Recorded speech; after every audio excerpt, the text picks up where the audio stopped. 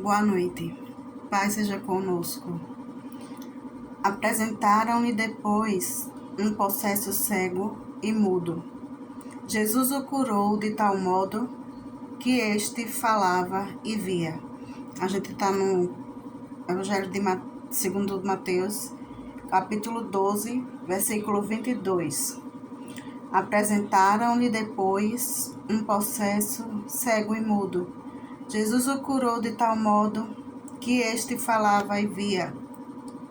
Eu vinha lendo, esses tempos que se passaram, essas semanas, até meses, eu acho, um mês e pouco, eu vinha lendo todo o capítulo 12 e especialmente para este vídeo de hoje, na Bíblia da Ave Maria, tem assim um título assim, discussão a propósito de um milagre. Versículo 22, capítulo 12 de Mateus, versículo 22. Eu vinha lendo todo esse enunciado até chegar aqui, mas esse 22 apenas chamou tanto a minha atenção que eu pensei assim, eu vou pegar esse momento para falar apenas disso aqui. Apresentaram-lhe depois um possesso cego e mudo. Jesus o curou de tal modo que este falava e via. Bom, a gente sabe que Jesus, ele tem poderes, Ele teve poderes aqui na Terra, quando ele estava aqui, coisas que nenhum outro homem fez, Ele era o Filho de Deus, ele fazia milagres. E aqui Jesus mostra para nós, Jesus o curou de tal modo que ele falava e via, era um possesso surdo e mudo. Como é surdo? Cego e mudo. Então ele tinha duas deficiências, Ele é uma pessoa com deficiência visual e auditiva, Cego e mudo. Hoje a gente fala assim, a gente não fala surdo, mudo ou é surdo, Deficiência auditiva.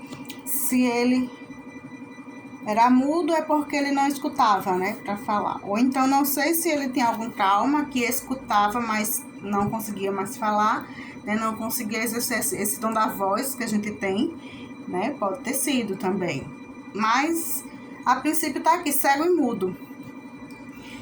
Essa pessoa tinha uma qualidade de vida naquela época, não era boa.